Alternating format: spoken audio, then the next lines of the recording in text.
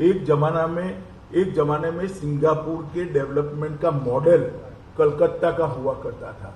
आज वो कलकत्ता की स्थिति बहुत घिरी हुई है। हमने सोनार बांग्ला का हमारा जो अभियान है उसकी शुरुआत कलकत्ता से होगी। सिटी ऑफ जॉय को हम सिटी ऑफ जॉय तो रहेगा ही रहेगा, बाद में सिटी ऑफ फ्यूचर में भी उसको कन्वर्ट करने का हम काम करेंगे। कोलकाता के लिए 22,000 करोड़ का कलकत्ता डेवलपमेंट फंड निर्माण करेंगे, जो कलकत्ता के कंप्लीट इंफ्रास्ट्रक्चर को फिर से एक बार स्ट्रेंथ देने का काम करेगा। घरेलू उपयोग के लिए 200 यूनिट तक की बिजली हम फ्री करेंगे। अगले 5 वर्षों में कलकत्ता को भारत के वित्तीय केंद्र के रूप में एक आर्थिक राजधानी बनाने के लिए हम एक कमेटी बनाकर इसको आगे बढ़ाएंगे। कलकत्ता स्टॉक एक्सचेंज को आर्थिक गतिविधियों के लिए हम फिर से पुनर्जीवित करने का प्रयास करेंगे। नए आईटी पार्क की स्थापना करेंगे और मौजूदा आईटी पार्क के अंदर 300 करोड़ रुपया और इन्वेस्ट कर इसको ज्यादा लॉजिकल बनाने का काम करेंगे। एक नए जैव प्रौद्योगिकी पार्क की स्थापना करेंगे जो 100 करोड़ के खर्च पर होगा। सभी इमारतों को इसका फायर ब्रिगेड का दृष्टि से ऑडिट कर हम इसको सेफ बनाने का काम करेंगे। एक नए अग्निशमन केंद्र की स्थापना और नए अग्निशमन कॉलेज की स्थापना कलकत्ता में करेंगे। हर कोने में सीसीटीवी का जाल बुनकर कलकत्ता को गुंडों से मुक्त कराने का काम करेंगे और एक ही कार्ड से मेट्रो, लोकल ट्रेन और बसों के लिए एकीकृत परिवहन कार्ड लॉन्च करेंगे, जो काफी बड़ी मात्रा में कलकत्ता के निवासियों के परेशानी को कम करेगा। 10 बहुमंजिला पार्किंग स्थान का हम निर्माण करेंगे। 1500 करोड़ के खर्च से स्वच्छ कलकत्ता का एक फंड बनाएंगे। 1000 करोड़ की लागत से रानी रासमती नदी विकास परियोजना लाएंगे। हुगली रिवर फ्रंट की आधुनिक बनाकर एक सुंदर व्यवस्था वहां पर करेंगे। कालीघाट में आदि गंगा नदी को पुनर्जीवित कर उसको कचरे डालने से प्रतिबंध लगाकर फिर से एक बार गौरव देने का काम करेंगे। 10 मॉक टावर की स्थापना करेंगे और कलकत्ता को प्रतिष्ठित यूनेस्को हेरिटेज सिटी में शामिल करने के लिए हम पूरा प्रयास करेंगे। बंगाल की संस्कृति के लिए भी बातें तो बहुत करी है, मगर दीदी के शासन में जितना हास बंगाल की संस्कृति का हुआ है शायद ही कभी हुआ होगा। मैं इनकी बातों में जाना नहीं चाहता। हम एक विजन लेकर, एक दृष्टि लेकर आए हैं। नोबेल प्राइज की तर्ज पर टैगोर प्राइज और ऑस्कार की तर्ज पर सत्यजीत रे अवार्ड कलकत्ता में बंगाल सरकार शुरू कर उसको अंतर्राष्ट्रीय प्रतिष्ठा दिलाने का काम करेगी। 11,000 करोड़ के सोनार बांग्ला फंड से कलकत्ता को देश की सांस्कृतिक राजधानी बनाने का हम काम करेंगे। गुरुदेव सेंटर फॉर कल्चर एक्सीलेंस की स्थापना कर बंगाली संस्कृति को बढ़ावा देने के लिए पूरे देश और विदेश में एक एक्सचेंज का कार्यक्रम शुरू करेंगे। गंगा सागर मेले को अंतर्राष्ट्रीय पहचान देने के लिए 2500 करोड़ का फंड हम रिजर्व कर इसको अंतर्राष्ट्रीय पहचान देंगे। पुरोहित कल्याण बोर्ड की स्थापना कर 3,000 रुपया मासिक हर पुरोहित को देने का काम करेंगे। चैतन्य महाप्रभु आध्यात्मिक संस्थान बनकर बंगाल की विरासत को नए सिरे से पुनर्जीवित करने का हम प्रयास करेंगे।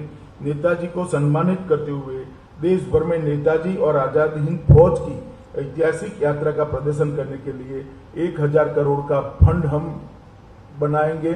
संयुक्त राष्ट्र संघ में बंगाली भाषा को आधिकारिक भाषाओं में से एक भाषा के रूप में मान्यता देने के लिए हम प्रयास करेंगे। सरकारी दस्तावेजों, आदेशों और पत्र व्यवहार में बांग्ला भाषा को हम अनिवार्य करेंगे।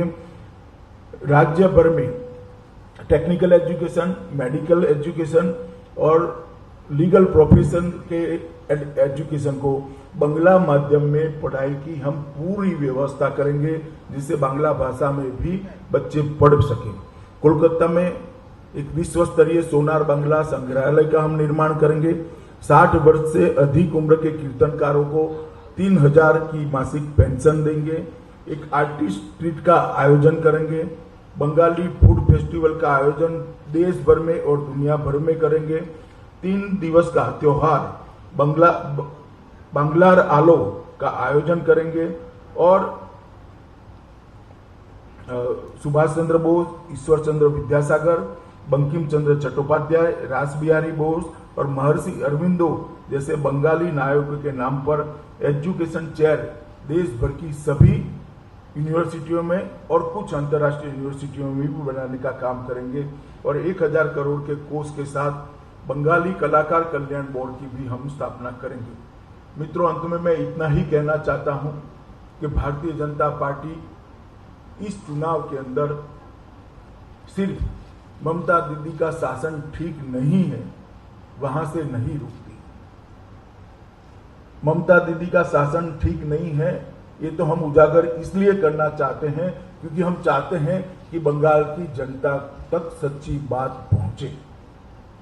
परंतु इसके साथ साथ भारतीय जनता पार्टी की सरकार बनने के बाद कलकत्ता के विकास के लिए, उत्तर बंगाल के विकास के लिए, बंगाल की संस्कृति के लिए और बंगाल के समग्र विकास के लिए हम क्या करेंगे, इसका भी एक रोड मैप लेकर हम बंगाल की जनता के सामने आए हैं।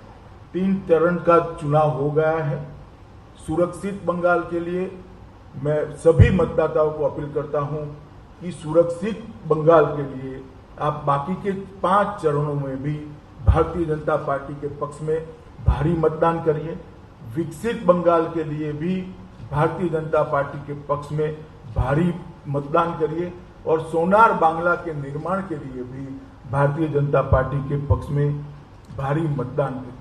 घुसपैठियों की समस्या के निराकरण के लिए वो केवल और केवल भारतीय जनता पार्टी कर सकती है, ना कम्युनिस्ट कर सकते हैं, ना कांग्रेस कर सकती है, ना ममता दीदी कर सकती है। यही ममता दीदी है जिन्होंने घुसपैठियों के खिलाफ उनके नाम मतदाता सूची से कटवाने के लिए 3 बार पार्लियामेंट को डिस्टर्ब किया था। आज वही ममता दीदी उनकी संरक्षक बनी है। कैसे कैसे लोग बदलते हैं मैं तो सोच भी नहीं सकता। यही ममता दीदी है जो एक जमाने में कहती थी कि सीएपीएफ को भेजे, यहां पर चुनाव में रेगिंग हो रही है। वही ममता दीदी आज कह रही है कि सीएपीएफ रेगिंग कर रही है। लोगों के विचार कैसे कैसे बदलते हैं जब अपने स्वार्थ और बदलते हैं, अपने स्वार्थ बदलने के साथ लोगों के विचार कैसे बदलते हैं, इसका उत्कृष्ट उदाहरण ममता दीदी है। मैं आज फिर से एक बार इस बात पर बाहर से कहना चाहता हूं कि भारतीय जनता पार्टी की सरकार बनेगी तो सभी शरणार्थियों को सिटीजनशिप अमेंडमेंट एक्ट के तहत भारत की नागरिकता देकर हम उनको सम्मानित भी करेंगे, उनका पुनर्वसन भी करेंगे और हमारे साथ गौरव के साथ अपना जीवन यापन कर सके, इस प्रकार की स्थिति में लाएंगे। अंत में मैं फिर से मोदी जी के नेतृत्व में सोनार बांग्ला के निर्माण के लिए बाकी के 5 चरण में भी यहां पर बंगाल की जनता भारतीय जनता पार्टी का उसी तरह से समर्थन करे जिस प्रकार से पहले 3 चरण में करा है। ये विनंती कर मेरी बात को समाप्त करता हूं। वंदे मातरम।